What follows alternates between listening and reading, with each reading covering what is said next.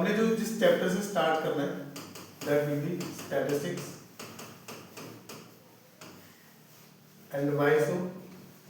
Statistics एक ratio में सबसे टॉप पे बैठा है। जब भी हमको इसी चैप्टर की फर्दर रिवीजन स्टार्ट करेंगे, हमारे साथ सामने दो पैरामीटर्स होते हैं। एक होता है उसकी वेटेज कि सर वेटेज जिसकी ज़्यादा है वो कर सकते हैं। एक होता है कि सर जो जल्दी हो जाएगा, जिसके नंबर ऑफ लेक्चर्स जो है वो कम हो। अब मान लो अगर मैं बोलूँ कि बाइनोमियल थ्योरम है, उसकी वेटेज ज़्यादा होती है पर उसको करने में टाइम भी बहुत लगता है। ठीक है, बहुत बहुत लंबा चैप्टर है वो। एनसीईआरटी में बहुत कम है, जेईई मेन में जो बाइनोमियल थ्योरम है बहुत बड़ा चैप्टर है। तो अब हमें ये देखना है कि वेटेज तो हो पर लेक्चर भी कम हो। कोई ऐसा चैप्टर मिले कि जिसमें मार्क्स ज्यादा आ जाए, लेक्चर कम मिले, हम उसको सबसे ज्यादा प्रेफरेंस देंगे। तो इस रेशो में सबसे बेस्ट फिट बैठने वाला है स्टैटिस्टिक्स। इसकी frequency almost one question in every paper है, one question in every paper है, इन एवरी सेट।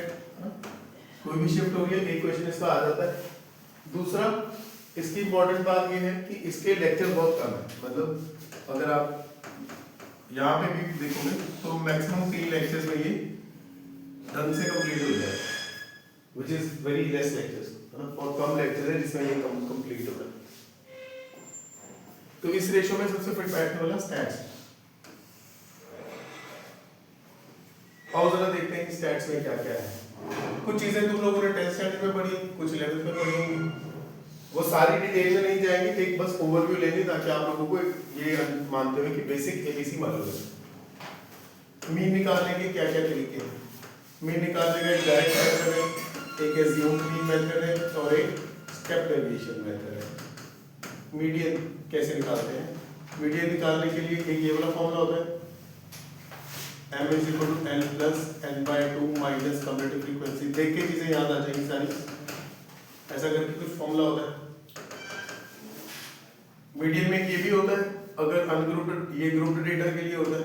अनग्रुप्ड के m1 plus m2 by 2 कर देते हैं जो ऑड नंबर होते हैं। सॉर्ट ऑफ अनग्रुप्ड में हम क्या करते हैं, उसके लिए पहला स्टेप इंपॉर्टेंट है कि पहले आप उसको असेंडिंग ऑर्डर में अरेंज करते हो। उसके बाद सेंटर में ले लेते हैं। हां, दो yes, सेंटर उसके बाद मिडिल वैल्यू है ना। वो मिडिल वैल्यू डिपेंड करता है कि नंबर ऑफ टर्म्स अगर ऑड है तो आप n plus 1 by 2 करके एक मिडिल टर्म निकालते हो। अगर नंबर ऑफ टर्म्स इवन है तो n by 2 और n by 2 plus 1 करके आप उनको ऐड करके 2 से डिवाइड करते हो। मॉड की यूज करनी पड़ती है, मीन मीडियन नहीं चलता है यहाँ। अब बात करते हैं मीन डेविएशन। वैसे मॉड पता है क्या होता है? मॉड का मतलब होता है मोस्ट फ्रीक्वेंट, जिसकी फ्रीक्वेंसी सबसे ज्यादा है, दैट इज मॉड। नाउ अब आपने 11th के कुछ टॉपिक्स पढ़े होंगे। 11th के टॉपिक्स में सबसे पहले जैसे मीन डेविएशन अबाउट मीन, फिर है मीन डेविएशन अबाउट मीडियन, फिर है वेरिएंस, फिर वेरिएंस के बाद है स्टैंडर्ड डेविएशन। अब मीन डेविएशन अबाउट मीन में क्या है, आप क्या करते हो, हर एक टर्म में से अपना हर एक टर्म में से मीन को माइनस करते हो और फिर नंबर ऑफ टर्म्स। कुछ याद है?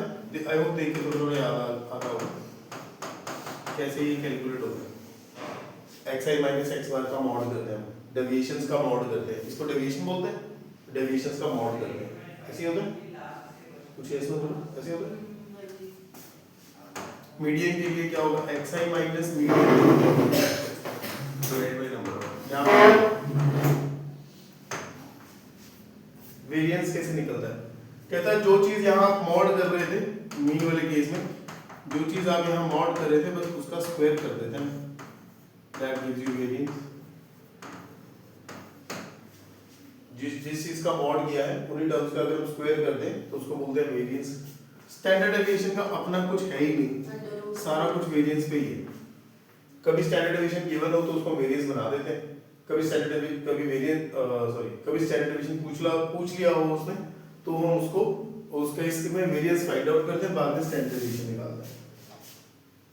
वेरिएंस के फॉर्मूला में एक डिस्कशन करना इंपॉर्टेंट है। वेरिएंस के फॉर्मूला में दो फॉर्मूला दिखाई देते हैं आप लोगों को, एक ये फॉर्मूला होता है और एक वेरिएंस का और फॉर्मूला होता है कुछ ऐसा है।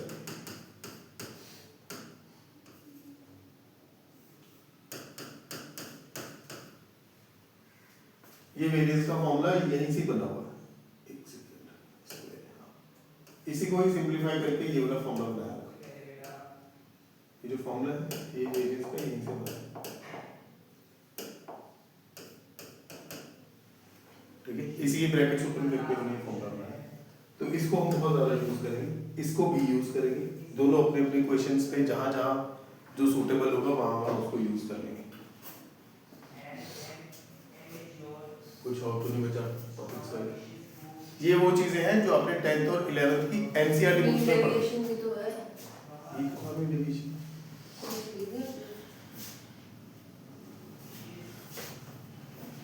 सॉरी सब लेट हो गई। कोई बात नहीं। सॉरी क्या आपको टाइम नहीं था? आपको नहीं पता कि 7 बज चुके हैं? 7 बजे साक्षी, तो सुबह सुबह कैसे बोल लेते हैं? ठीक है, एक बार फटाफट देख लेते हैं कि क्या हमने अभी तक पढ़ा। स्टैट्स में हमने देखा है कि हमारे पास जो 10th के टॉपिक्स थे वो थे मीन, मीडियन, मॉड। मीन में डायरेक्ट मीन निकालने का तरीका direct method, assuming method, step deviation method. Median में ये वाला फॉर्मूला देख रखा होगा, या फिर एक असेंडिंग ऑर्डर में अरेंज करके मिडिल वैल्यू निकालना। मॉड इज मोस्ट फ्रीक्वेंट, इसकी यहाँ जरूरत ना के बराबर पड़ेगी पर कहीं कहीं पड़ सकती है कि मॉड का मतलब होता है जो चीज सबसे ज्यादा फ्रीक्वेंटली अकर कर रही है। फिर 11th के टॉपिक थे mean deviation about mean, mean deviation about median, variance and standard deviation. Mean deviation में हम क्या करते हैं, मॉड करते हैं अपनी डेविएशंस का, वेरिएंस में हम अपनी डेविएशंस का स्क्वायर करते हैं। स्टैंडर्ड डेविएशन में अपना नया कुछ नहीं है, बस वो वेरिएंस का ही अंडर रूट निकाल के आएगा हमेशा। अभी हमारी स्ट्रेटेजी क्या होगी इन जेई क्लासेस की, हम जिस भी चैप्टर में एंटर करेंगे सबसे पहले एक बार उसका कंसेप्ट का ओवरव्यू लेंगे। ओवरव्यू का मतलब ये है कि बहुत डिटेल में नहीं जाएंगे, जो चीजें आप लोगों ने पहले पढ़ रखी हैं उसका एक, जैसे अभी मैंने एक क्विक ओवरव्यू दिया, वैसे कॉन्सेप्ट्स वो जो क्वेश्चंस में जेई के क्वेश्चन में यूज हो रहे हैं उसको थोड़ा डिटेल में करेंगे। पर देन जो वो टॉपिक्स करने के बाद जो कॉन्सेप्ट में यूज होते हैं directly will jump two questions, ठीक है। सीधा हम जेई के क्वेश्चंस करने लगेंगे ताकि आप लोगों को एक बार समझ में आए कि उस चैप्टर में से क्वेश्चन पूछे कैसे जाते हैं। जेई मेंस के क्वेश्चन पूछने का तरीका थोड़ा डिफरेंट है, बोर्ड्स के क्वेश्चन पूछने का तरीका डिफरेंट होता है। बोर्ड्स में जब क्वेश्चन पूछा जाता है तो उसी चैप्टर का क्वेश्चन होता है जब एक क्वेश्चन पूछा जाता है। जेई वाला एक क्वेश्चन में 3-4 चैप्टर को इन्वॉल्व कर लेता है, ठीक है। तो वो आपको पता होना चाहिए कि इस चैप्टर में कौन कौन से और चैप्टर इन्वॉल्व हो पाते हैं, उनको कैसे हैंडल करना है। वो तरीका है कि हम जेई के पीवाईक्यू साथ साथ में करते हैं, तभी हम उस चीज को समझ पाएंगे कि वो कैसे हैंडल करेंगे। एक बार इसके कॉन्सेप्ट सीख लेते हैं जो जेई में हमें यूज करने होंगे। आप इनमें फॉर्मूला जानेंगे, देखते हैं तो कैसे फॉर्मूला होता है। मीन का फॉर्मूला बता सकते हैं, समेशन x है by n, sum of all terms divided by number of terms, यही होता है। इसमें हम इसको बहुत ज्यादा यूज करने वाले हैं। n को इधर ले जाओ, समेशन fi ओवर xi क्या होता है बच्चे? वो जो मैंने लिखा है वो इससे पहले अनग्रुप्ड डेटा का फॉर्मूला है। जो तू बोल रही है वो यहाँ डायरेक्ट मीन है, यहाँ पे होता है summation fi xi by summation fi। तो ज्यादा मतलब ज्यादा एप्रोप्रिएट वो होता है जो आपने लिखा है कि ये होता है ये वाला अनग्रुप वाला। तो क्वेश्चन में मीन ही ना पूछेगा हमसे, बहुत कुछ और चीजें पूछेगा, तो उसके लिए will use this a lot of time. ये वाला फॉर्मूला बहुत ज्यादा यूज होगा जब हमें अब हमारे डेटा की नंबर ऑफ टर्म्स से ज्यादा या मीन से ज्यादा इंटरेस्ट होगा उसके सम ऑफ टर्म्स में, कि सारी टर्म्स को ऐड करके क्या आ रहा है। ये हमारा सबसे ज्यादा इंपॉर्टेंट पार्ट होगा। देन सेकंड इज, एक जो मैंने अभी यहाँ पे मीन का फॉर्मूला लिखवा उसका वेरिएंस का फॉर्मूला लिखवाया था, ये वाला, इसको दोबारा लिखो। वेरिएंस का फॉर्मूला है summation xi square divided by number of terms minus summation xi square निकालेंगे तो क्या आएगा, इसको इधर शिफ्ट करो, वेरिएंस प्लस x बार का square, variance plus x bar का स्क्वायर,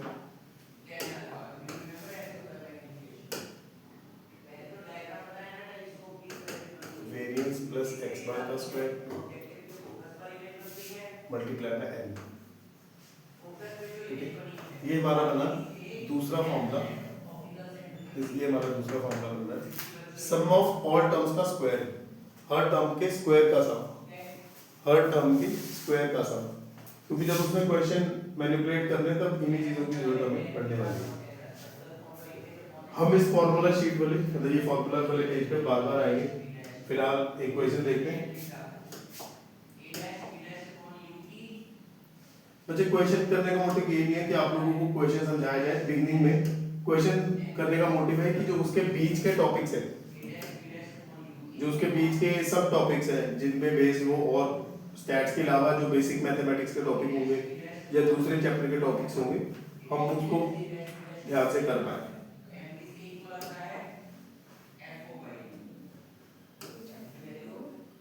ध्यान से वैसे पढ़ा हो तुम लोगों ने चैप्टर पहले क्लास में नहीं पढ़ा हो? तुमने पढ़ा हो चैप्टर किया ही नहीं हुआ स्टार्ट? तुम लोग नहीं किया हो? हम लोगों ने तो किया है। अरे यार तुम मुझे इतनी देर लेट क्यों बता रहे हो? मैं तो मान के चल रहा हूँ कि नवंबर एंड होने वाला है, तो सिलेबस एक बार हो चुका होगा जहाँ पे भी आप जो भी पढ़ रहे हो, तो वहाँ पे इतनी लेट क्यों बता रहे हो? तो मैंने बात करी तो आपको पता लग रहा है, फिर अब कहते हो बोलना ही मत कर, बोलना क्योंकि आप लोगों को फिर वेरिएंस और स्टैंडर्डाइजेशन नहीं पता होगा ना, वो भी समझा जाके परेशान करेगा। कैसे करें? चैप्टर चेंज करें? कुछ और सिर्फ प्रॉपर्टी करते हैं ना, प्रॉपर्टी करते हैं। स्ट्रेट लाइंस करवा लो, स्ट्रेट लाइंस करवा लो। अरे बहुत इजी है।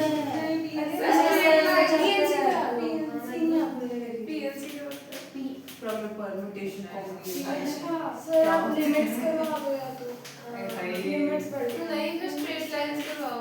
हैं? मैं वो चैप्टर करवाऊंगा जो जिसकी वेटेज ज्यादा हो या जो काम आता है। पता क्या पीएनसी और प्रोबेबिलिटी, ये चैप्टर बहुत अच्छे दिखते हैं, बहुत ब्यूटीफुल टाइप के चैप्टर है, पर इतने ज्यादा कंफ्यूजिंग है, आपको एक क्वेश्चन में समझ में आएगा, दूसरे क्वेश्चन में फिर समझ नहीं आएगा। मतलब वो बहुत डिटेल में जाने वाला चैप्टर है कि उसको बिल्कुल डेप्थ में डाइव किया जाए, मतलब ये लंबा चैप्टर है इन शॉर्ट, तो उसी में बेस्ड है पूरी प्रोबेबिलिटी। सीक्वेंस सीरीज देखते हैं अभी हमारे पास अवेलेबल क्या है वैसे, क्योंकि क्वेश्चन भी हमारे पास वीडियो available बंद कर है। दो, वीडियो चल रही है। कोई बात नहीं, सेट्स कर सकते हैं इंटीग्रेशन ऑफ सेट भी आप बीटा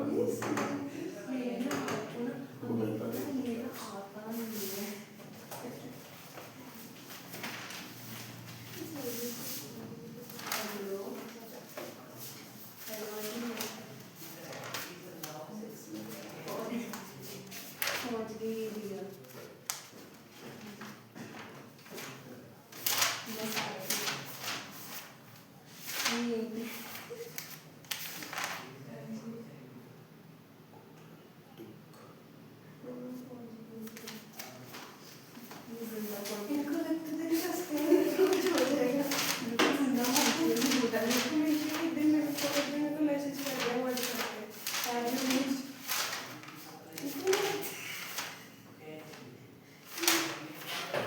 तेरे को इस बात का क्या? बहुत बड़ी बात है। क्या होगा? अरे यार इसका लूडो है, हाथी बॉय। मेरे को ना ये मेरे को नहीं बताओ मेरे से बेटी।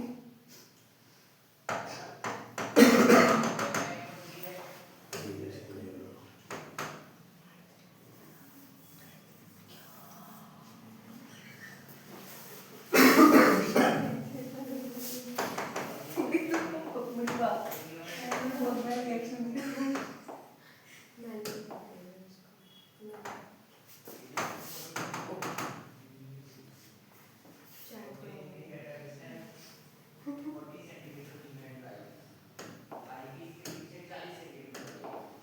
सेट से भी कर सकते हैं, उसके लिए Straight lines भी बड़ा करवा दो। जन्म प्रॉपर्टी में लेते हैं। स्ट्रेट लाइन का टेस्ट है आज। कुछ यही की क्लास में टेस्ट इसको ना करने इसको पड़ेंगे। ना वो लग रहा है। ये तो चैनल जेई को जानती हूँ। चलो मैं तो कहती हूँ अगले फ्राइडे से पढ़ते हैं। अगले फ्राइडे भी यही कहना पड़ेगा। टॉक सेशन करते हैं आज। सर आज थोड़ी काउंसलिंग होती है। और एलिजिबिलिटी का डिस्कस करते हैं। ठीक है, एक काम करते हैं, बिकॉज अभी ना क्वेश्चंस अवेलेबल है ना वो उस सेंस के, मुझे लगता है कि टॉपिक जैसे मैं बता रहा हूँ अभी प्रॉब्लम क्या है, जैसे अगर हम सेट थ्योरी करते हैं तो सेट थ्योरी के क्वेश्चन इतने ज़्यादा एडवांस हैं, एनसीईआरटी में कुछ भी नहीं है, सेट थ्योरी बहुत बेसिक एबीसी टाइप का है, पर जब इसके मेंस में क्वेश्चन आते हैं तो बहुत ज़्यादा एडवांस होते हैं, उसमें बहुत ज़्यादा पीएनसी वो साथ में इन्वॉल्व करता है, तो बहुत ज़्यादा ये स्टैट्स को भी इन्वॉल्व करता है, तो स्टैट्स हम अभी नहीं कर पाएंगे। रिलेशन फंक्शन भी अपने आप में बहुत बड़ा चैप्टर है, ट्रिग्नोमेट्री भी बहुत बेसिक एबीसी से शुरू करना पड़ेगा। एक काम कर सकते हैं, जो इसके टॉपिक्स हैं एक बार उनको गो थ्रू कर सकते हैं, बहुत सिंपल से टॉपिक्स हैं ये वाले, ठीक है। बहुत ज़्यादा स्टैट्स के अंदर नहीं जाना पड़ेगा आप लोगों को, ये वाली 4 चीज़ें हैं ना, mean deviation, mean variance, standard deviation, एक बार इन्हीं को समझ लेते हैं, जितना हमें रिक्वायर्ड है उतना इसमें मिल जाएगा, जितना जितना हमें रिक्वायर्ड है उतना कर लेते हैं। बस आप मुझे पहले इतना बताओ, एटलीस्ट आप लोगों को मीन, मीडियन, मॉड ये निकालना आता है? ये सब तो आता है, ठीक। तो हमें 3 चीजें समझनी है, mean deviation about mean, mean deviation about median and variance standard deviation. ये क्या होता है?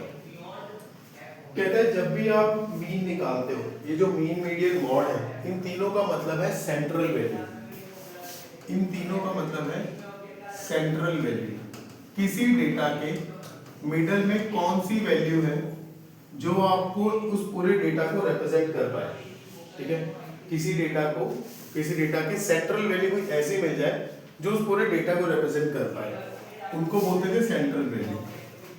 अब मैं एक एग्जांपल देता हूँ आप लोगों को, मैं नॉर्मली यही एग्जांपल देता हूँ क्योंकि इससे काफी आइडिया हो जाता है। जैसे मान लो एक बैट्समैन है, एक बैट्समैन 1 है, बैट्समैन 1 के 3 मैचेस का स्कोर है, उसने फर्स्ट मैच में इतना स्कोर किया, सेकंड में इतना स्कोर किया, थर्ड में इतना स्कोर किया। ऐसे बैट्समैन 2 है, उसने फर्स्ट मैच में इतना स्कोर किया, सेकंड मैच में इतना स्कोर किया, थर्ड मैच में इतना स्कोर किया, इतना स्कोर किया। एक बार इसकी मीन एवरेज बताओ क्या बनेगा?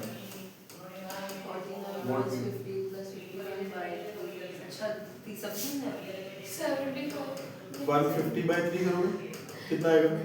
50। इसका करो 150 by 3 आ रहा है इसका भी। अब बैट्समैन 1 है, उसकी भी एवरेज 50 की है, बैट्समैन 2 है, उसकी भी एवरेज 50 की है। अगर मान लो मैं पूछूं आपसे कि कौन सा स्टेबल बैट्समैन है, किस पे ज्यादा ट्रस्ट किया जा सकता है। मान लो कोई मैच ऐसा चल रहा है जिसमें मुझे 50 स्कोर ही चाहिए जीतने के लिए, मुझे ज्यादा स्कोर चाहिए ही नहीं, 50 स्कोर में मैच खत्म हो जाएगा और बॉल एम्पल पड़ी है, बॉल्स एम्पल है, ठीक है। तो कौन सा प्लेयर सूटेबल है? तू ना तुम डिसीजन लियो, तू बहुत खराब डिसीजन बोला था ना, पर आपने मेरे को जस्टिफिकेशन दी थी कि 2 मतलब मेरे को इतनी लाइन याद है कि 2 इसीलिए क्योंकि हमें ये तो पता है। नहीं रुको, क्यों? क्योंकि वो ज्यादा स्टेबल है, उसका जो वेरिएशन है अपनी सेंट्रल वैल्यू से बहुत कम है, सिर्फ एक स्कोर ही वेरी कर रहा है वो। अरे पर ज्यादा तो 2 भी तो मार रहा है, 100 भी तो देखो, 0 भी तो उसने 0 भी तो मारा है। ये है अरे भाई ये है एक एग्रेसिव प्लेयर मतलब उसको आते ही स्कोर करना है, वो मतलब वो अपनी तरफ से शॉट ही मारता जा रहा है, इसी वजह से या तो वो आउट हो जाता है या बहुत अच्छा स्कोर कर लेता है, ठीक है। मैंने बोला कि हमें चाहिए 50 स्कोर, हमें 100 चाहिए ही नहीं, वो 100 मारता होगा, जो चाहिए 50 तो मैं 100 लेकर क्या करूँगा, है ना। 50 के बाद मैच खत्म हो जाएगा, तो इसलिए मुझे वहाँ पे स्टेबल प्लेयर चाहिए। ऐसा कुछ नहीं होता कि अच्छा या ये बुरा, ठीक है, बट बैड सिचुएशन की डिमांड भी होता है, तो इसको हम कहते हैं कि ये थोड़ा स्टेबल है। इसको अगर मान लो कि सिचुएशन ऐसी है कि हमें जीतने के लिए 100 स्कोर चाहिए और प्लेयर एक ही प्लेयर बचा है खेलने वाला, फिर हम एग्रेसिव लेंगे कि चल ठीक है भाई रिस्की है, तू मार सकता है 50 वाला, तो 50 पे ही रहता है वो नहीं 50 से ऊपर जा पाता। इस केस में हम बोलते हैं कि इसका वेरिएंस कम है, इसको एक्चुअली वर्ड वेरिएंस नहीं बोलते, वेरिएंस तो हमारा स्टैट्स का टॉपिक है, इसमें इसका टिपिकल वर्ड है डिस्पर्शन। कि इसकी डिस्पर्शन कम है, ये अपने सेंटर से कम फैला हुआ है, ये अपने सेंटर से बहुत ज्यादा फैला हुआ है, इसकी डिस्पर्शन ज्यादा है, इसकी डिस्पर्शन ज्यादा है। एक और बुकिश वर्ड हम यूज करते हैं रिलायबिलिटी, ये ज्यादा रिलायबल है कि जो उसकी एवरेज उसके आसपास ज्यादा रहता है, ये थोड़ा कम रिलायबल है, ये लेस रिलायबल है। अब इस स्टडी को, इस डिस्पर्शन की स्टडी को, इस डिस्पर्शन की स्टडी को ही हम 11th स्टैंडर्ड में पढ़ते हैं, जिसका नाम है, जिसके अंदर 3 मेजर टॉपिक्स आते हैं, मीन डेविएशन का अंदर 2 आते हैं, mean deviation and variance. Standard division या वो बच्चे वेरिएंस ही है, ऐसे तो मीन डेविएशन बहुत मीडियम ही आता है, ठीक है। अगर आप आगे डिटेल में जाओगे तो आपको मिलेगा इसमें मीन डेविएशन अबाउट मीडियन और वेरिएंस के साथ है स्टैंडर्ड डिवीजन। पर ये दोनों एज पैकेट ही है, अगर आपको एक आता है तो दूसरा ऑटोमेटिकली आता है, वेरिएंस आता है तो स्टैंडर्ड डिवीजन ऑटोमेटिकली आता है। इसी को थोड़ा सा एलैबोरेट करते हैं, कैसे करते हैं, क्या डिमांड क्या कर रहा है। मीन डेविएशन अबाउट मीन क्या चीज है, एक एग्जांपल के हेल्प से समझने की कोशिश करता है। जैसा मतलब ले लेते हैं,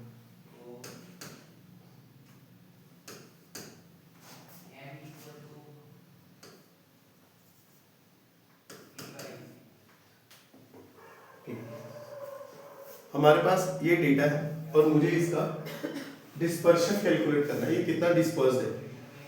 अब डिस्पर्शन के लिए मेरे पास 2 वेज है, एक मीन डेविएशन वाला, एक वेरिएंस वाला।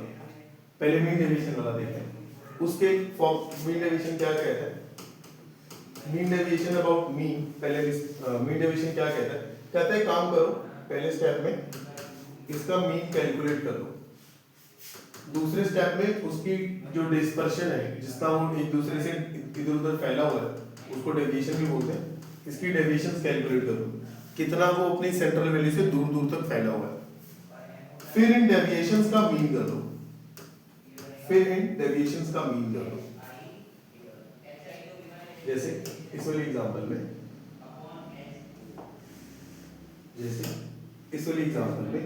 कहता है कि पहले तुम क्या करो, इसका मीन निकालो, मीन आ गया 50, कहता फिर इसका डिस्पर्शन निकालो, 49 से 50 का डिस्पर्शन निकालो, -1, डिस्पर्शन मतलब सब्ट्रैक्ट कर लो, 49 - 50 -1, 50 - 50 0, 51 - इसको सेंडिंग ऑर्डर में करना पड़ता है वो अगर आपने मीडियन निकालना है, सिर्फ मीडियन निकालने के केस में आपको सेंडिंग ऑर्डर करना होता है, और किसी भी केस में सेंडिंग ऑर्डर की जरूरत नहीं है।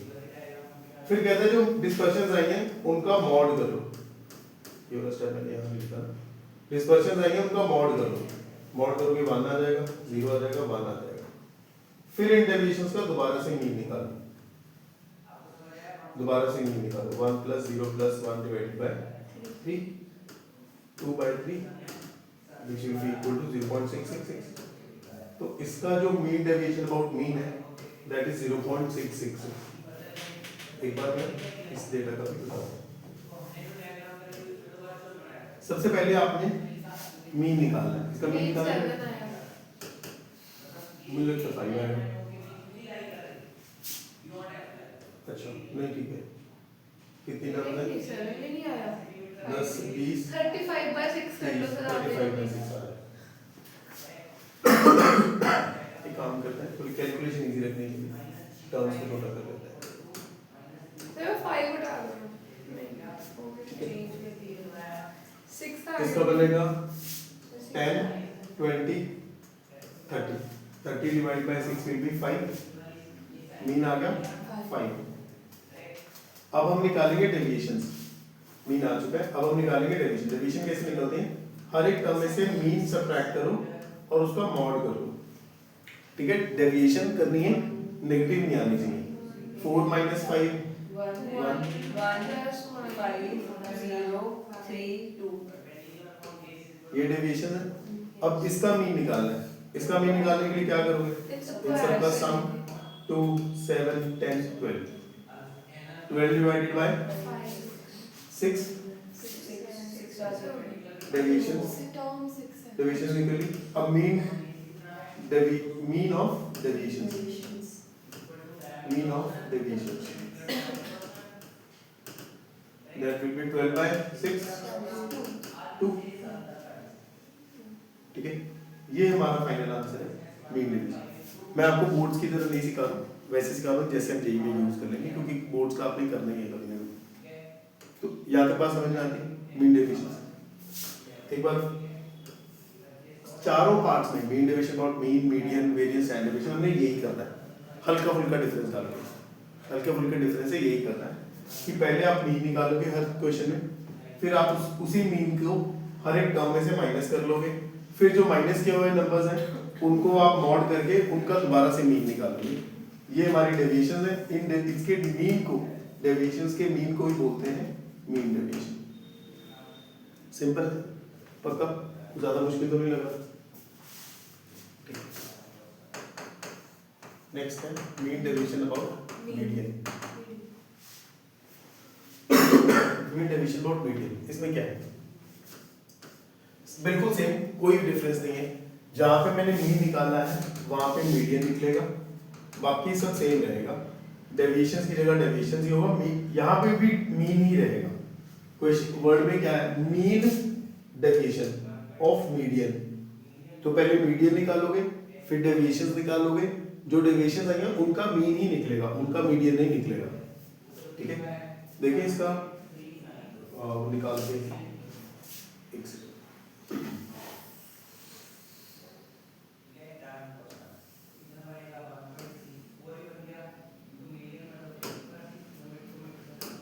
है। इसका मीडियन निकालने के लिए क्या करोगे? असेंडिंग ऑर्डर में अरेंज 2 3 4 5 6 10, मिडिल में ये दो टर्म्स हैं, आधा लोगों को मीडियन वगैरह निकालना है ना, ऐड करके 2 से डिवाइड कर लो, 9/2 विल गिव यू 4.5। ठीक है, हर एक टर्म में से माइनस कर लो, 4 - 4.5 0.5, 6 - 4.5 1.5, 10 - 4.5 5.5, 5 - 4.5 6.5, 2 - 4.5, हम साथ साथ में मॉड कर लेंगे ना, 2 - 4.5 2.5, 3 - 4.5 1.5, मैंने साथ साथ में मॉड कर लिया। मीन डेविएशंस आ गई, ठीक है। अब इनका मीन करना है, ये अबाउट मीडियन आई है, मैंने मीडियन से अपनी टर्म्स को डेविएट किया है, इनका मीन करना है।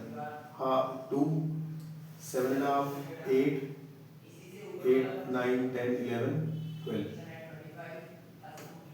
इनका 12 आ रहा है सम, इनका मीन करेंगे, मीन डेविएशन अबाउट मीडियन करेंगे, इनका सम आ जाएगा 12 मीन डेविएशन अबाउट मीन भी इसका 2 आ रहा था, मीन डेविएशन अबाउट मीडियन भी इसका 2 आ रहा है। सेम आएगा, सेम आएंगे नहीं ऐसा जरूरी नहीं है, आसपास ही होते हैं ज्यादातर। ठीक है, वो डिपेंड करता है कि डेटा आपका कैसे, कितना डिस्पर्स्ड है, किस तरह से डिस्पर्स्ड है। यहाँ तक अगर बात समझ में आ गई, समझ में आया? इतना सिंपल है जितना दिखाई दे रहा है। बस जब आप आगे जब उठाते हो तो क्वेश्चन को डिफिकल्ट कर देता है, मीन निकालना डिफिकल्ट कर देगा। क्वेश्चन ऐसा डिजाइन करेगा कि आपके लिए वो स्टेप डेविएशन से मीन नहीं कर रहा है उस केस में। ठीक है, फिर यहाँ पे क्वेश्चन इतना डिफिकल्ट हो रहा है कि आप मीन डेविएशन ऐसे सम ऑफ ऑब्जर्वेशन और नंबर ऑफ ऑब्जर्वेशन से नहीं निकाल पा रहे, उसके लिए फिर आपको डायरेक्ट मेथड इस मीन के लिए निकालना पड़ रहा है। ठीक है, अदरवाइज इसमें ऐसा कुछ और नया नहीं। और जेईई में हमने जितना लेवल में आप लोगों को बता रहा हूँ लगभग इतना ही यूज करना है, इससे ज्यादा आएगा भी नहीं। हाँ, पर वो टॉपिक वाइज इजी है, क्वेश्चन वाइज इजी नहीं होगा। क्वेश्चन में क्योंकि एक चीज नहीं ना पूछनी, उसमें एक क्वेश्चन में कम से कम 7-8 चीजें आपकी जज करेगा, तो उसमें मीन निकालने को जज नहीं करने वाला। उसका मोटिव आया है कम से कम टाइम में ज्यादा से ज्यादा चीजें आप लोगों से पूछ पाना। जो स्टैटिस्टिक्स का बोर्ड्स का टॉपिक है ना, वो बहुत टाइम टेकिंग है। अगर वो सारा टाइम आपसे ये कैलकुलेशन नहीं करवाता रहेगा, स्क्वायर कर लो, मल्टीप्लाई कर लो, ऐड कर लो, तो क्वेश्चन कब सॉल्व करोगे? बाकी क्या, उसको तो पता ना बच्चे ने 2 मिनट के अंदर अंदर क्वेश्चन सॉल्व करना है। ठीक है, तो उसके उस स्पीड के अकॉर्डिंग वो कभी भी ऐसे हाई इंटेंसिव कैलकुलेशन वाला क्वेश्चन रेयर ही पूछता है कोई, इसमें तो बिल्कुल नहीं पूछेगा कभी भी। अच्छा, अब वेरिएंस क्या होता है? How do we calculate variance? Variance भी डिस्पर्शन नहीं, variance is nothing but dispersion. पर वो डिस्पर्शन कैसे निकलेगी? वेरिएंस कैसे डिस्पर्शन निकालता है? वेरिएंस क्या था वही करो, पहले तो आप मीन निकाल लो। मैंने कहा मीन को मैंने निकाल दिया, वेरिएंस कहता पहले मीन निकाल, मैंने कहा मीन को मैंने निकाला था 5 आया, कहता है इसकी वो कर लो डेविएशन निकाल, फिर लोग भी निकाल लेते हैं डेविएशन 4 - 5 -1। इस बार मॉड नहीं कर रहे, हल्का सा चेंज है। 6 - 5 1, 10 - 5 5 0 3 2। कहता है इस बार मॉड करने की बजाय आप स्क्वायर कर लो, स्क्वायर करने से तो और नेगेटिव टर्म पॉजिटिव हो जाती है ना, तो कहता हर एक टर्म का स्क्वायर कर लो, इतना ही डिफरेंस है। अब जो स्क्वायर टर्म्स आएंगी उसके मीन को वेरिएंस बोलते हैं। स्क्वायर करके टर्म्स आएंगी -1 का 1, 1 का 1, 5 का 25, 0 का 0, 3 का 9, 2 का 4। कहता है ये जो टर्म्स आई हैं इसके मीन को बोलते हैं वेरिएंस, इसके मीन को बोलते हैं वेरिएंस। करके देखो जरा 6 7 27 27 प्लस 11 कितना होगा 28 एंड 38, हाँ सॉरी 40 होगा 40 होगा 40 divided by number of terms 40/6 है ना। कटिंग कर लो पहले तो कितना आ जाएगा 6.666, ये हमारा वेरिएंस होगा। तो मीन डेविएशन और वेरिएंस में कितना ही डिफरेंस है कि मीन डेविएशन मॉड करके निकालते हैं, वेरिएंस हम उन्हीं मॉड की बजाय स्क्वायर करके निकालते हैं। स्टैंडर्ड डेविएशन में क्या करना है, कहता स्टैंडर्ड डेविएशन में कुछ भी नया नहीं करना है, जो आप स्टैंडर्ड डेविएशन में हमेशा ही आपने स्टैंडर्ड डेविएशन का ये सिंबल है सिग्मा। कहता जब भी आपने स्टैंडर्ड डेविएशन निकाला है आपने वेरिएंस का अंडर रूट करना है। अगर इसमें करना है तो नया कुछ नहीं करना, जो आंसर निकाला है वेरिएंस आपने बस उसी को अंडर रूट में लिख देना है। अगर वो सॉल्व हो रहा है तो ठीक है, नहीं हो रहा तो उसको ऐसे ही छोड़ दो, ठीक है।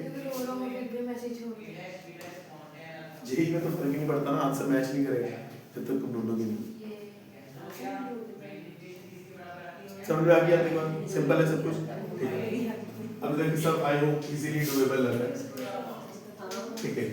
तो वेरिएंस का फॉर्मूला हमारे पास क्या है, xi माइनस वेरिएंस के लिए हम क्या करो प्लस करो तुम लोग, xi माइनस x बार का square divided by number of terms, that's your variance.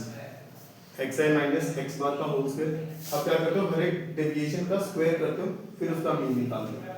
यहाँ पे क्या था xi माइनस x बार का mod divided by number of terms, यहाँ पे था xi माइनस वेरिएंस का mod divided by number of terms. Standard deviation is variance का अंडर। ठीक लग रहा है? कुछ चीजें सिखाता हूँ, किसी को ये भी कंटिन्यू करेंगे क्योंकि जिसको मैं सिर्फ उन चीजों पे फोकस करूँ जो हमने जेई में यूज करेंगे। आप लोगों को सबमिशन के बारे में थोड़ा बहुत पता है, ये कैसे है डील करता है चीजों के साथ। एपीजीपी पढ़ रखी है वैसे आप लोगों थोड़ी बहुत एपीजीपी पढ़ रखी है। अच्छा आप मुझे पहले ये बता दो चारों ही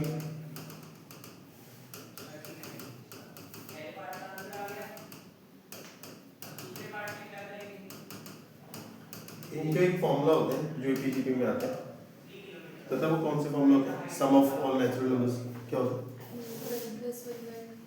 जिनको नहीं पता प्लीज ये बहुत इंपॉर्टेंट लिख के इसको लिख लो क्योंकि वो बेसिक बात है ना, कहीं बोर्ड में ये एक्चुअली पहले टॉपिक होता था एपीजीपी में स्पेशल सीरीज के नाम से, ठीक है। वो जब सिलेबस डिलीट हुआ तो उन्होंने बुक से हटा दिया, पर ये बहुत सारे क्वेश्चंस के फंडामेंटल मैथ्स इसको बोलते हैं, वहाँ ये बहुत ज़्यादा यूज होते हैं। तो बहुत सारे क्वेश्चन ऐसे हैं जिनमें इसकी यूज होने वाला है। इन सब के सम को स्टैंडर्डली बोलते हैं n × n + 1/2, ये होगा n × n + 1, 2n + 1/6, ये होगा n × n + 1/2 का होल स्क्वायर। सर अगर पावर में 4 आ जाए अच्छा जनरल ऐसे तो बहुत कुछ हो सकता है, पर जनरली हमारे लिए ये 3 से काम चलता है, ठीक है। जैसे मैंने पहले बोला वो रिलेटेड टॉपिक है तो इतना भी फिर उसको इंटेंस नहीं जाता ना, वो कोई बहुत डिफिकल्ट पूछ के उसमें से। सर ये आपने कैसे किया ये सेकंड वाला? देखो ये वाला तो वैसे उससे हो जाता है एपी से, इनके लिए अगेन 11th में एक पहले टॉपिक हुआ करता था पीएमआई नाम से, 4th चैप्टर कभी आपने सुना हो, जिसके पास पुरानी बुक होगी वो देखिएगा 4th चैप्टर है प्रिंसिपल ऑफ मैथमेटिकल इक्वेशन, उसमें इनके प्रूफ्स हैं। तो वो मतलब एक अपने आप में एक फ्रेश टॉपिक है, तो मैं तुम्हें शुरू से लेकर तक पहले टॉपिक समझाऊंगा फिर तुम्हें इसका प्रूफ समझा पाऊंगा इसका प्रूफ कैसे है, ठीक है, कैसे ये चीज़ ये बनेगी। तो मुझे लगता है उसकी नीड नहीं है, क्योंकि तीन ही फॉर्मूला से कोई बहुत ज़्यादा भी नहीं है। तो अब जैसे ये बार बार यूज होंगे आपको वैसे भी धीरे धीरे रखना भी आप भूल जाएंगे। अच्छा, अब ये है क्या, कर क्या रहे हैं, इसको कैसे यूज करना है हमारे चैप्टर्स में, हमें पर्टिकुलरली इस चैप्टर में कैसे यूज होगा। जैसे मान लो कहते हैं कि 1 + 2 + 3 सो अप टू 20 है। अब देखना मैं इसी चीज को अलग तरीके से लिख रहा हूँ, क्या ये ठीक है। I running from 1 to 20 R running from 1 to 20 R। ये समझते हो कि इसको ऐसे लिखते हैं, ये दोनों एक ही बात है। इसको ओपन कैसे करते हैं, वैसे आपने समीशन देखा होगा, चलो ऐसे समझते हैं। अगर मुझे इस चीज को ओपन करना पड़े I running from 1 to 50 तो कैसे ओपन होगा सर। आज पहले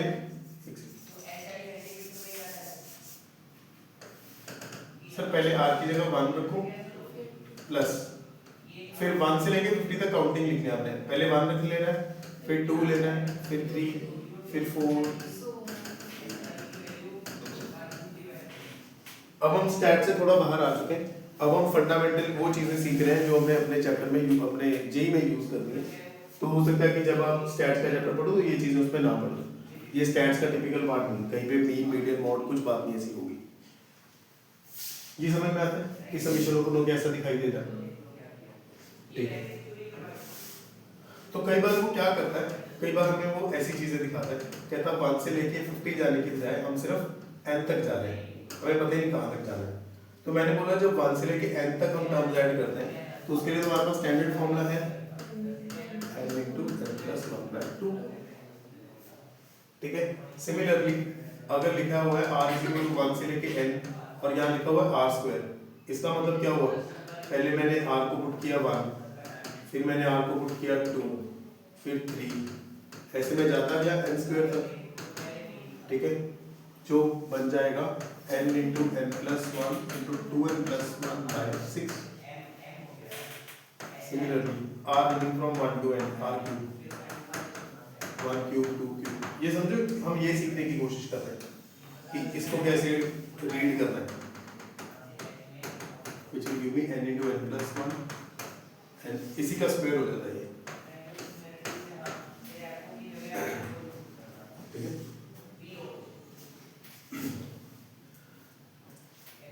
ठीक है, हमारा मोटिव ये सीखने का है, हम ये सीखने के लिए जो भी मैं एक्स्ट्रा चीजें बता रहा हूँ इसलिए बता रहा हूँ ताकि आप लोग इसको समझ पाओ, इसको डील कर पाओ। अच्छा मान लो कहीं ऐसे लिखा हुआ है r running from 1 to 10 पर अंदर नंबर लिखा हुआ है लेट्स से 6, ठीक है। कोई भी नंबर लिखा हो सकता था, सेम इंटीग्रेट किया जाएगा। अब सर r तो यहाँ है ही नहीं, हम क्या करते थे, r की जगह 1, r की जगह 2, r की जगह 3 पुट कर रहे थे। अब तो यहाँ r है ही नहीं, अब क्या करेंगे, देखो पहले हम बोलेंगे r को 1 पुट कर लो, कहीं नहीं पुट हो रहा तो 6 रह गया, फिर आप r को 2 पुट कर लो, वो भी नहीं मिल रहा, फिर भी 6 ही रह गया। r को 3 पुट कर रहे हैं, सर ऐसे तो r को भी मिलेगा ही नहीं मिलेगा, तो 6 को 10 बार लिख लो, फिर 6 को 10 बार लिख लो, क्योंकि पहली बार आपने r पुट किया कहीं नहीं मिला, 6 लिख अकेले ही आया है ना। तो ये क्या बन गया 6 × 10, ठीक है। तो हम इसको कह सकते हैं, देखो रुको प्लीज, अगर यहाँ पे r 1 से 10 जाके 1 होता तो सर कोई बात नहीं, 1 होता तो हम 1 को 10 बार लिख लेते तो 10 आ जाता, ठीक है। अच्छा तो आप लोग अब इसको कैसे याद रखोगे कि अगर r running from 1 to n हो, r running from 1 to n हो और अंदर 1 हो तो सर आंसर 1 में n आ जाता है, जितनी टर्म्स होती हैं 1 होता तो उतना ही आ जाता है। एक ये होगा हमारे लिए फॉर्मूला, दूसरा होगा कहता है अगर r running from 1 to n है और अंदर 1 की बजाय कोई और नंबर आ जाए, ठीक है। सोचना कैसे है कि सर ये k को बाहर निकाल दो, कोई भी कांस्टेंट नंबर आए उसको बाहर निकाल दो, तो अंदर क्या बचेगा 1, अंदर क्या बचेगा 1 और 1 क्या हो जाता है n। समझ में आएगी बात। जब क्वेश्चन थोड़े डिफिकल्ट होने लगेंगे तब आप लोगों को इस चीज में हेल्प मिलेगी कि जैसे ही कांस्टेंट दिखे उसको समीशन से बाहर निकाल दो, कांस्टेंट दिखे उसको समीशन से बाहर निकाल दो, जो अंदर बचा है उसका फिर आप उसके ऊपर समीशन अप्लाई कर लो। अगर आपको ये बात समझ में आ रही है तो अपना फोकस बना के रखो, तभी हम इसको रैप अप कर देंगे। जैसे मान लो कहीं लिखा है 2r+3 r running from 1 to 10। अब इस केस में क्या करना है, आप पहले तो समीशन दोनों पे लग कर दो, इस पे लग कर दो, इस पे लग कर दो, क्योंकि अल्टीमेटली जब ऐड होंगे तो ये अलग ऐड हो जाएगा, ये अलग ऐड हो जाएगा, कोई प्रॉब्लम नहीं उसमें। r running from 1 to 10, r running from 1 to 10। यहाँ 2 और r मल्टीप्लाई है, कांस्टेंट है, पहले तो कांस्टेंट को बाहर निकालो, पहले तो कांस्टेंट को बाहर निकालो। इसका फॉर्मूला है अपने पास, बस 3 को बाहर निकालो, इसका भी पर फॉर्मूला। ऐसे मतलब 2r से 2 बाहर आ सकता है? जी जी बिल्कुल, देखो ना बता दो कैसे आ रहा है। जैसे मान लो तुमने 2, पर वो तो एक नंबर अरे नहीं वही है। बताता हूँ, तुम तो ले r की वैल्यू 1 पुट करी, फिर तुमने 2 पुट करी, फिर 3 पुट करी, ऐसे करेगी। हर एक जगह पे 2 आ रहा है तो वो कॉमन ले लो, पता, ठीक है। इसलिए यहाँ से ऐसे कांस्टेंट बाहर आ सकता है। तो यहाँ के लिए आपके पास फॉर्मूला है, आप पुट कर लोगे। यहाँ के लिए आपके पास n होता है, n की जगह 10 आ जाएगा। यहाँ पे भी हम लोग किया था n × n + 1/2, n की बजाय हमारे पास नंबर है, नंबर नहीं होता तो n लिखते, नंबर है तो नंबर लिख लेंगे, n × + 1/2, 2 से 2 गया 110 + 30 140 बचे। हाँ 11 ही आता है, फॉर्मूला भी होता है, फॉर्मूला होता है n × n + 1/2, n 10 है, नंबर ऑफ टर्म्स 10 है, तो 10 मल्टीप्लाई तो बाय हमने वहाँ पे क्यों नहीं लगाया ये n? यहाँ पे हाँ यहाँ पे ना अलग फॉर्मूला यूज हुआ है, 2 अलग फॉर्मूलाज यूज हो रहे हैं। तो हमें कैसे पता लगे कौन सा खाने का है? तुझे क्यों नहीं पता लगेगा, एक है r वाला फॉर्मूला, एक है कांस्टेंट वाला फॉर्मूला। एक जगह मैंने ये 1 वाला फॉर्मूला लगाया, एक जगह मैंने r वाला फॉर्मूला लगाया, ठीक है।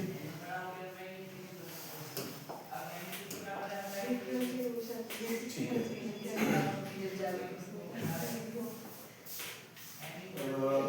और कुछ बचा एक बार देख लेते हैं, क्वेश्चन करके देखते हैं, फिर बीच में जो जो चीजें आएंगी उसको डिटेल में लेके चलेंगे। क्वेश्चन में क्या हाँ ठीक है। आओ जरा देखो फिर।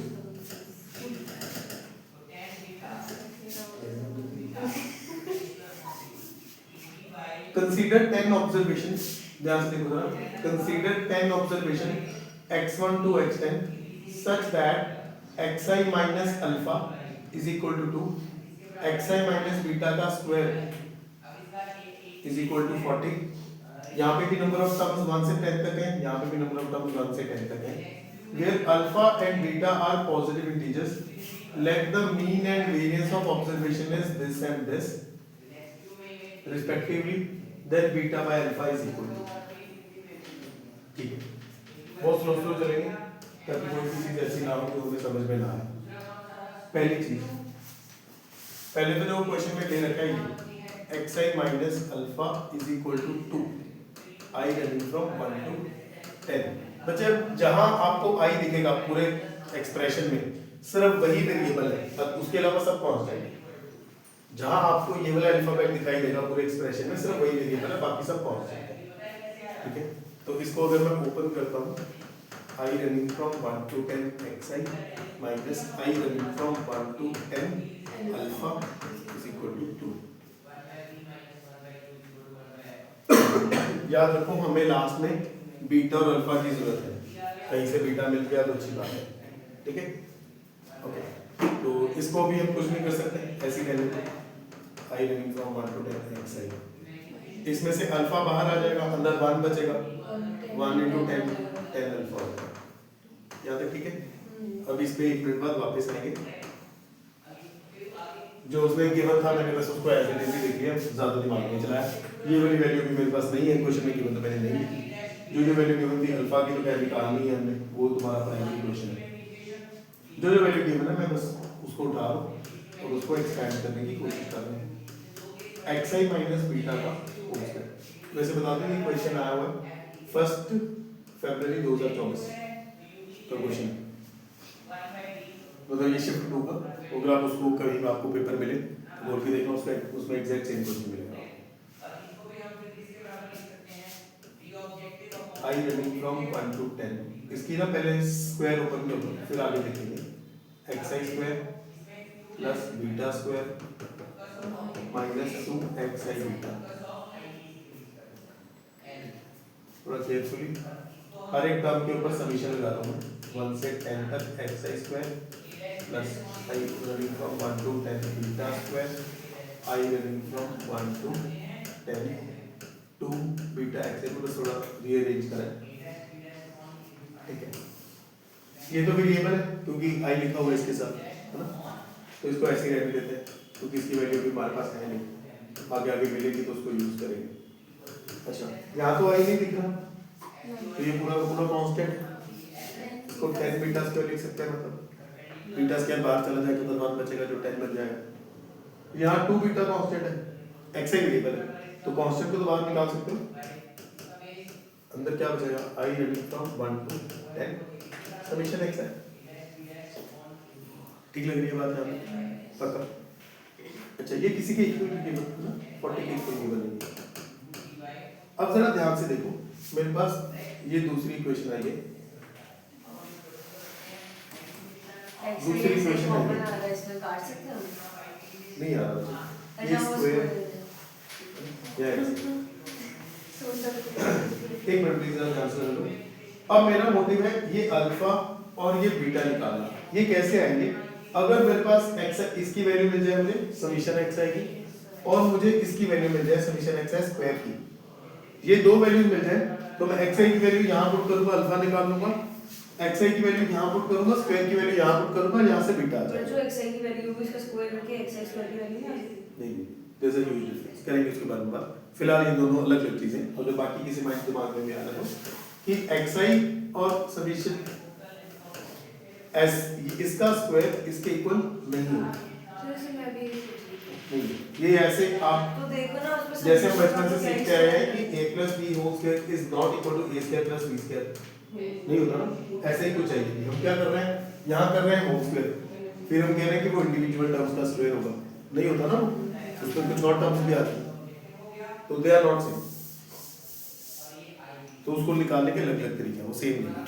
बस अगर मुझे ये दो वैल्यूज मिल जाए तो इन दो वैल्यूज के बेस पे मैं अपना सारा क्वेश्चन सॉल्व कर सकता हूँ, और वो निकालना बड़ा काम नहीं है। उसके लिए फॉर्मूला लिखा था पर वो हमने समझा नहीं है, चलो कोई बात नहीं, इसको याद कर लीजिए। क्वेश्चन में ना और भी चीजें गिवन है, कहता मीन है क्वेश्चन आपके डेटा का 6/5, मैंने कहा मीन है 6/5। मीन का फॉर्मूला क्या होता है? Sum of all terms divided by number of terms. Number of terms कितनी है? 10। मीन कितना है? 6/5। ये हमें निकालना है, इधर उधर भेजोगे तो समीशन एक्स कितना आ जाएगा? 12 आ जाएगा। एक चीज तो मिल गई हमें, एक चीज मिल गई पक्का।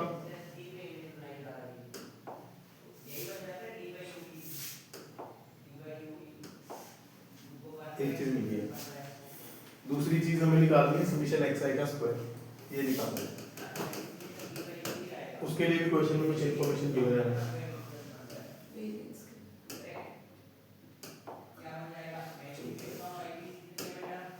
उसके लिए भी क्वेश्चन में इंफॉर्मेशन गिवन है, हमें वेरिएंस गिवन है, हमें वेरिएंस गिवन है, वेरिएंस गिवन है। तो वेरिएंस का फॉर्मूला में मैंने आप लोगों को जो बताया वो ये था xi minus x bar का whole square divided by number of terms.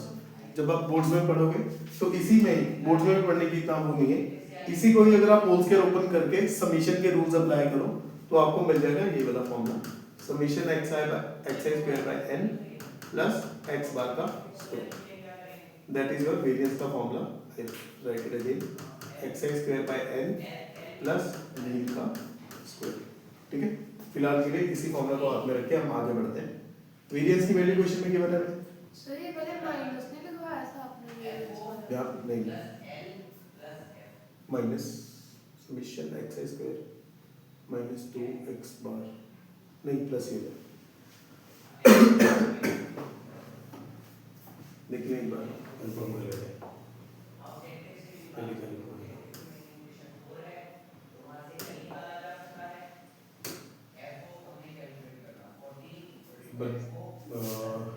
बताइए फॉर्मूला।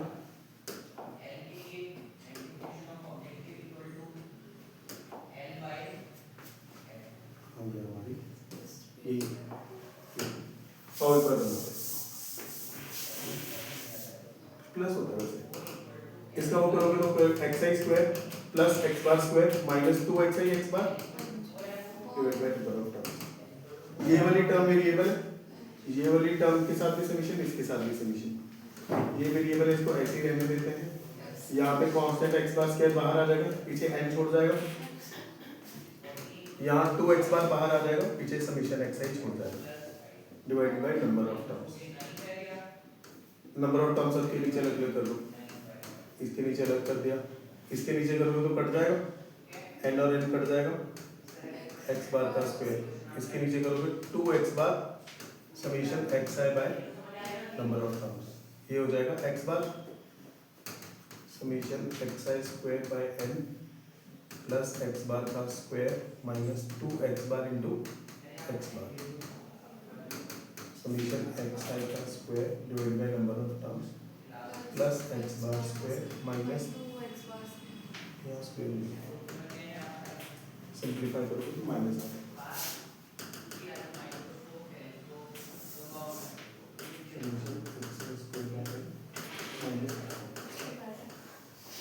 एक चीज प्लीज ध्यान रखें, कोई इसमें सुनो, ये बिल्कुल वैसे है जैसे जो इससे पहले मैंने आपको थोड़ी देर पहले भी ये रूल समझाने की कोशिश करी थी कि एक्स आई का स्क्वायर है तो वो एज इट इज रहा, उसका हमारे पास कोई सोल्यूशन नहीं था, मतलब इसकी कोई वैल्यू अवेलेबल नहीं है।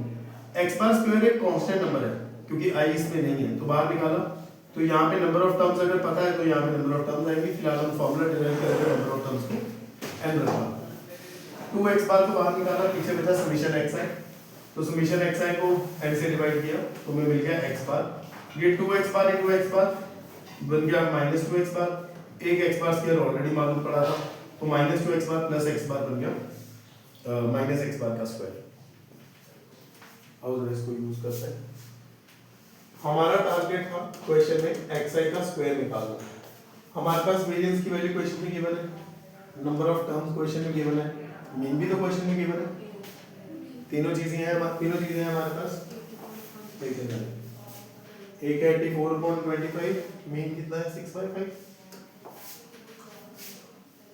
84.25 summation x I square, number of terms कितनी 10 माइनस मीन कितना 6/5, ले जाओ 84/25 plus 36/25 summation x I square add कर लो 90 120/25 इंटू 10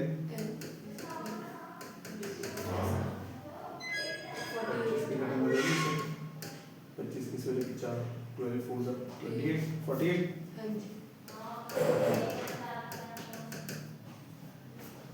ठीक है, देखो ये भी आ चुका है हमारे पास मीन भी आ चुका है, sum of X I square X I ये हमारा 48 है, ये हमारा कितना 12 निकाला हमने पहले 12 और ये भी हमारा 12। इसका आंसर निकालते हैं, इसको जरा यहाँ पे छोटा कर लेते हैं।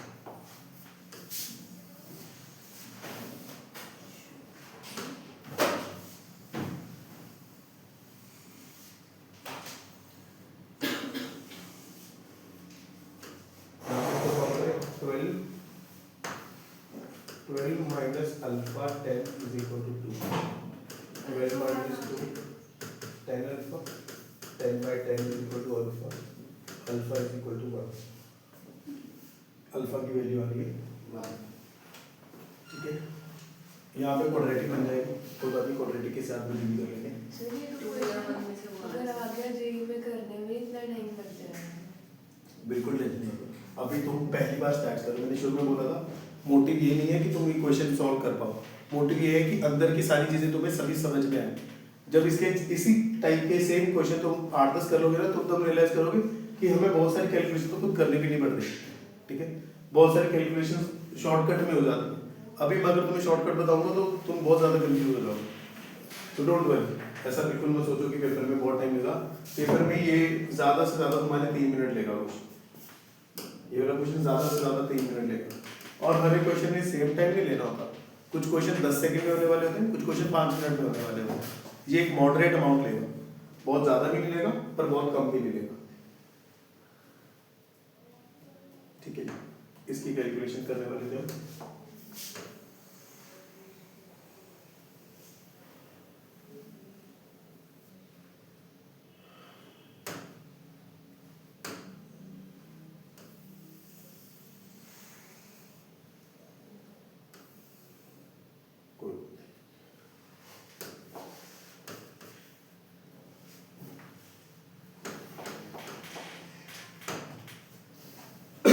अगले पेज पे कर लें इसको।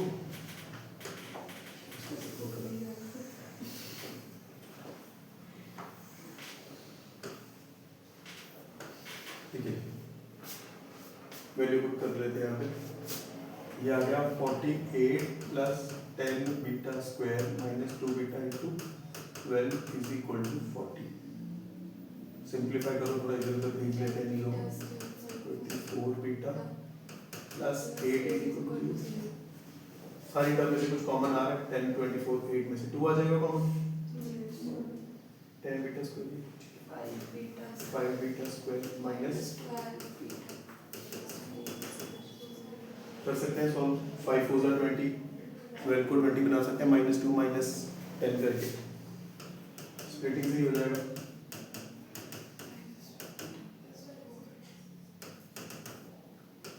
बीटा कॉमन का है, बीटा -10 माफ कर दो मुझे, -2 बीटा -2 बीटा -2 5 बीटा -2 बीटा की दो वैल्यूज आ रही, एक आ रही है 2, एक आ रही है 2/5। पर क्वेश्चन में उसने बोला था दे आर पॉजिटिव इंटीजर्स। ये नंबर तो इंटीजर नहीं, ये नंबर इग्नोर हो गया, तो बीटा की वैल्यू कितनी आ गई 2, अल्फा की वैल्यू 1, बीटा की जो मांगेगा वहाँ। ठीक है, एक बार फटाफट ये गो थ्रू कर लेते हैं इस क्वेश्चन में हमने क्या क्या यूज किया, ताकि दोबारा जब यूज करना पड़े तो आप लोगों को पता हो। इस क्वेश्चन में हमने यूज किया है समीशन के रूल्स, समीशन रूल्स ये यूज किया है, कैसे समीशन कैसे यूज करना है। फिर हमने दो फॉर्मूलाज यूज करे हैं, एक ये वाला n into x बार, एक हमने ये वाला फॉर्मूला यूज किया है, एक हमने वेरिएंस वाला फॉर्मूला यूज किया है, समीशन x है square by n minus mean. ठीक है, और इसके अलावा कुछ यूज हुई है मेजर जो हमें पहले से ना आती हो, नहीं मुझे लगता सही नहीं है बाकी सब। यहाँ पे पहले समीशन के रूल लगाए ओपन करने के लिए, फिर xi की वैल्यू डाली यहाँ से लगाए। यहाँ पे पहले समीशन के रूल लगाए, फिर xi स्क्वायर और xi की वैल्यू डाली। इससे ज़्यादा कुछ नहीं होगा। ऐसा जो हमारा 11th के बाद का हो, जो हमने पहले नहीं पढ़ा, तो उसमें बस ये दो चीज़ें हैं, समीशन के रूल्स, ये मीन का फॉर्मूला और ये वेरिएंस का फॉर्मूला। अच्छा ठीक है, पक्का? ठीक है, एक क्वेश्चन और देख लेते हैं।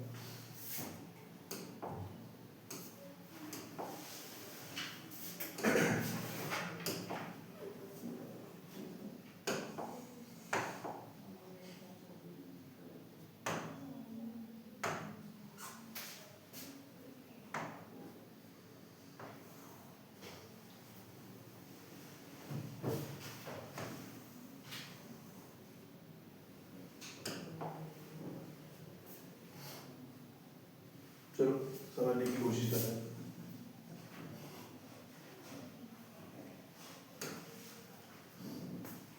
Let the median and mean deviation about, कहता हमें मीडियन गिवन है और mean deviation about mean given है, नंबर ऑफ टर्म्स गिवन है और ये डेटा है हमारे पास। ये रहा मीडियन, ये रहा मीन डेविएशन अबाउट मीडियन।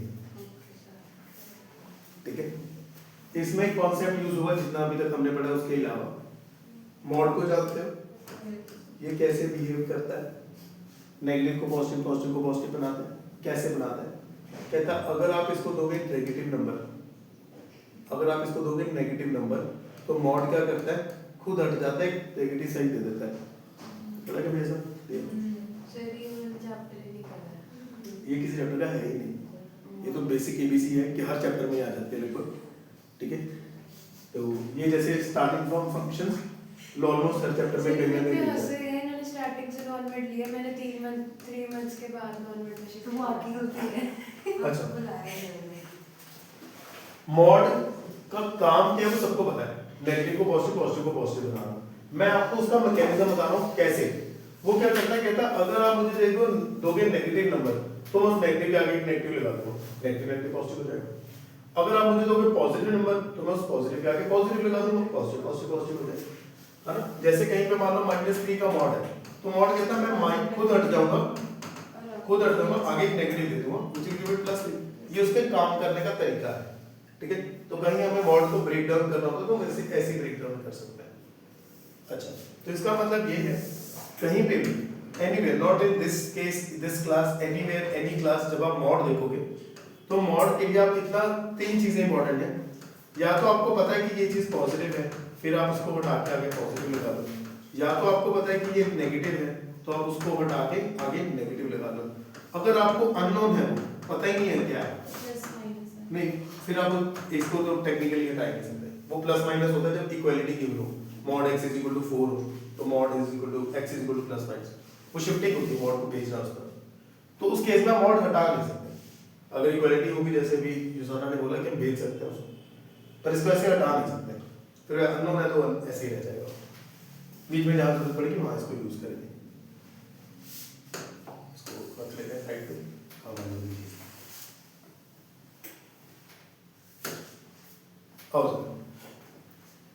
बहुत ज्यादा दिमाग खर्च होने वाला है। कह रहा है कि मीडियन हमें गिवन है, मीडियन हमें गिवन है 170। डेटा हमारे पास ये है, डेटा हमारे पास ये। मीडियन का मतलब क्या होता है वैसे? मीडियन का मतलब होता है middle value, middle term, sorry not middle value, middle term, ठीक है। अब हमारे पास टर्म कौन सी है? टर्म है 170, 125, 230, 180।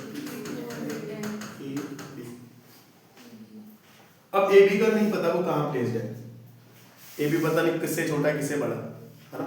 पर हमें इतना पता है कि इस डेटा में सेंटर में कौन सी टर्म होगी, 170 होगी, और वो हमारे पास लकीली अवेलेबल है। तो ये कह सकते हैं कि डेटा में टोटल सर 7 टर्म्स है, 1 2 3 4 5, 1 2 3 4 5 6 7। इसमें जो मिडल में है यहाँ तो 170 आ जाएगा, क्योंकि मीडियन किसको रिप्रेजेंट करता है, मिडिल टर्म को, और मीडियन 170 है, मिडिल में हमारे पास फिर 170 ही आएगा। समझ में आ रही है बात? क्वेश्चन में हमें 170 यहाँ भी गिवन है, यहाँ भी गिवन है, मीडियन भी 170 गिवन है, डेटा में भी 170 अवेलेबल है, तो 170 तो इधर ही आएगा। 170 से पहले कौन से नंबर आएंगे, 170 से छोटे, 170 से बड़े इधर आएंगे, 170 से बड़े वाले नंबर देखिए। गुड, पहले आएगा 190, असेंडिंग ऑर्डर में चलेगा। इतना तो पता लग गया हमें कि 170 से बड़े बड़े नंबर अवेलेबल है, ये भी पता लग गया। फिर ए भी छोटे वाली साइड पे ही होगा, और एक और नंबर होगा 125, पर एग्जैक्टली कहाँ होगा वो नहीं पता। मुझे नहीं पता कि ए यहाँ है कि यहाँ, तो मैं अभी इसको ऐसे ही यहाँ लिख लेता हूँ कि जी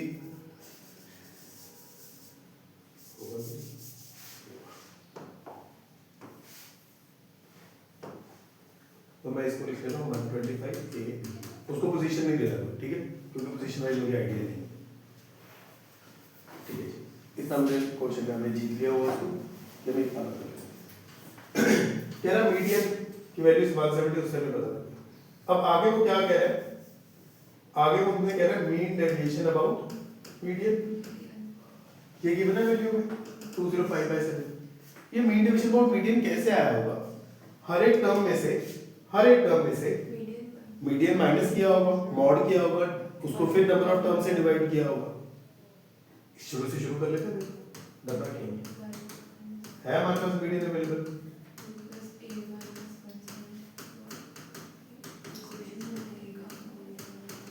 ये तो 0 हो जाएगा, है ना। अगला वाला टाइम सेव कर लेते हैं 190 माइनस 70 सीधा 20 लिख लें 210 माइनस 190 सॉरी 70 40 60 है ना divided by number of terms that is number of terms 70 हम वो भी कर लेते हैं ये भी कर लो 170 से 30 कर लो 45 हो जाएगा। अच्छा अब ये नंबर बताओ a 170 से बड़ा है कि छोटा? ये हमें नहीं पता ना पता है 170 से तो छोटा ही है ना? तो ये जो सब्ट्रैक्शन है नेगेटिव होने वाली है कंफर्म्ड है। जब हमें नेगेटिव कंफर्म्ड होता है तो मॉड आके आगे नेगेटिव लगा लेते हैं, इसका मॉड आके आगे नेगेटिव लगा सकते हैं जो आपको दे देगा 170 माइनस 1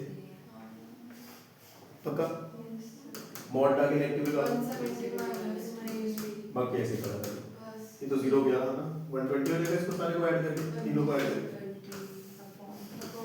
बाकी भी कर लो ऐड ये बन गया 340 340 प्लस 120 340 प्लस 120 420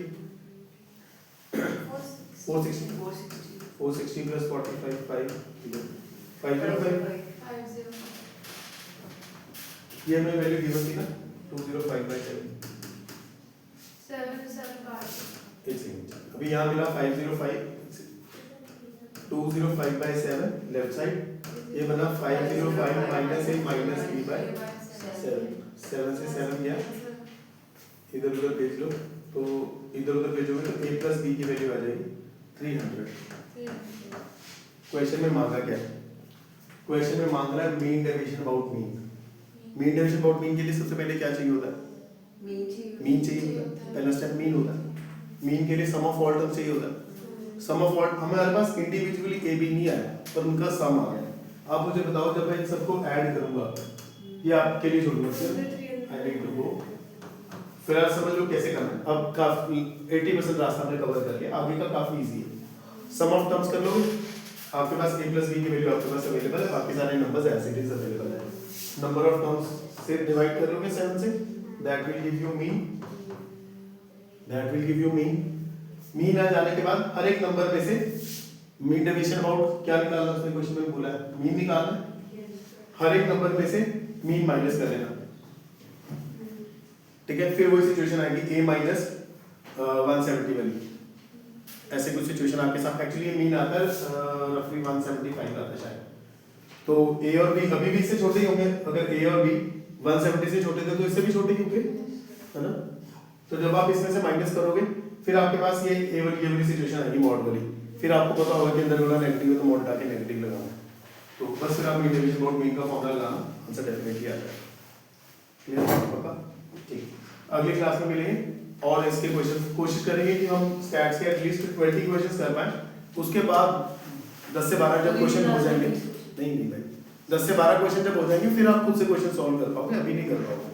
अभी इसका प्रेशर मत दो कि मैं बुक खोलूंगी उसमें से क्वेश्चन निकाल के कर लूंगी नहीं अभी ऐसे आप नहीं कर पाओगे।